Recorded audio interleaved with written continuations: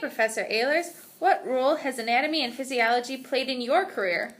Anatomy and physiology has played an important role in my life from a very young age, without me really realizing it. I was an athlete growing up, so movement has always been instrumental in everything I've done.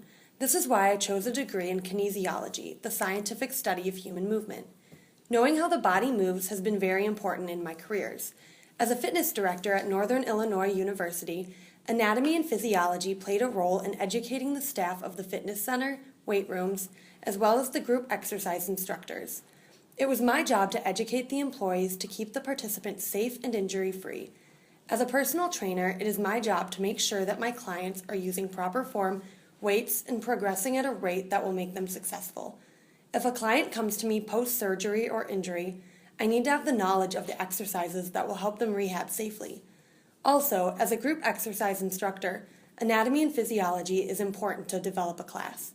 Having the ability to inform the class how to modify exercises for varying ability levels, implement appropriate stretches, and safety modifications is crucial for any group exercise class. A strong background in anatomy and physiology has been critical for my career choices. How has your knowledge of anatomy been useful to you teaching in classes? Although in HHP 100 we don't touch on all the muscle groups or dive in too deep about how the body moves, it's been really helpful for me to have the background that I do in anatomy. It has really been beneficial when discussing the importance of beginning an exercise program, exercises for different muscle groups, and changing workouts to gain additional benefits.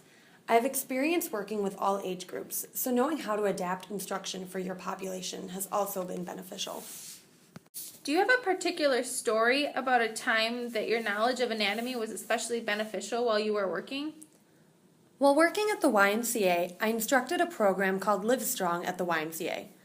This is a program specific for cancer survivors. It is a 12-week class which met 2 times a week for an hour and a half. The participants begin the program at differing stages of their cancer treatments, in treatment, just completed treatment, or even a few years out. However, they come to the program with goals: increase endurance, decrease fatigue, regain strength and range of motion, and camaraderie. During one of my sessions, I had a 23-year-old girl who had cancer as a child. She could not extend her right arm above her shoulders. It made completing many activities of daily life very difficult for her. With her determination in class instruction, by the end of the 12 weeks, she was able to extend her arm straight above her head and even French braid her hair. The entire class cried when they saw her happiness. With my background in anatomy and physiology, I was able to assist her and many others with their tremendous gains during this program. They aren't the only ones who felt the physical and emotional gains. I am so happy for them too. What is the favorite part about your job? My favorite part about my job is educating those people who have never exercised. I love going back to the basics. I love making people feel comfortable utilizing equipment. I think that my job as a personal trainer is to instill the knowledge to my client that will allow them to be successful on their own. I show them that you don't need hours at the gym to gain health benefits from exercise. I love to see how good everyone feels after they move. Half the battle is getting your exercise program started. Doing it is fun. Would you say that anatomy is beneficial to your everyday life? If so, how? I would definitely say that anatomy is beneficial in everyday life. I think by knowing how the body works, I can always be mindful in my movements. I can also protect myself from injury by using proper lifting techniques and good posture. However, if I do have an ache or pain, I can often identify the problem and do exercises to help alleviate the problem. In your opinion, why should someone study anatomy and physiology even if they are not going to major in it? Having background knowledge in anatomy and physiology can be beneficial. Understanding the parts of the body and how the body works can promote health for oneself and family members. It can allow you to assess an illness or injury.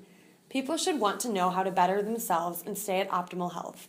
Knowing what can go wrong if they don't is also important.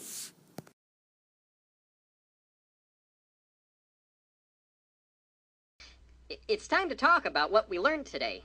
And so what we have learned applies to our lives today. God has a lot to say in his book. Bamboo, bamboo, bamboo. You see, we know that God's word is for everyone. Now that our song is done, we'll take a look.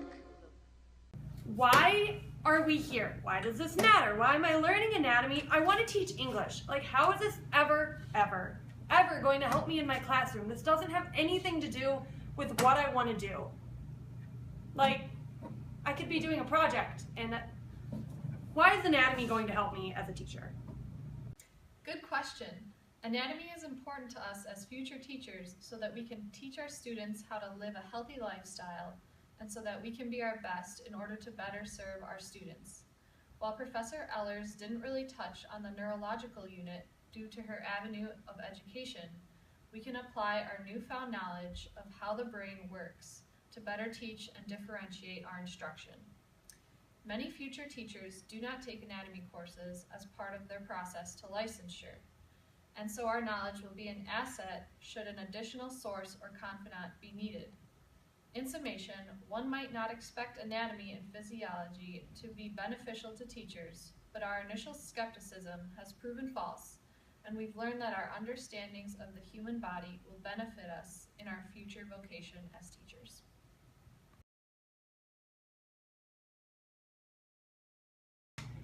Okay, so one idea that we can use in our classrooms with our newfound knowledge from anatomy is we understand the use of stretch breaks and how those are helpful.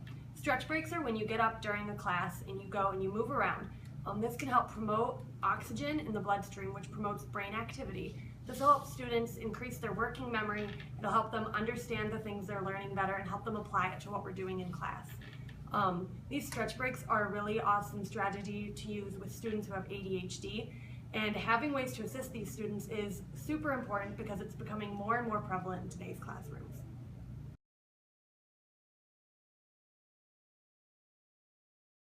We also learned during the endocrine unit about diabetes, which talks about glucose and glutamate and how those affect the body. That's another very common thing to have as a health problem for students. And so understanding those things and understanding and recognizing those symptoms is really important as a teacher, as there is type 1 diabetes, which can be found in juveniles, aka students, and type 2 is becoming more and more common in younger people as obesity continues to increase as an issue in our country. So being able to identify and notice those symptoms will help us get the proper assistance for our students.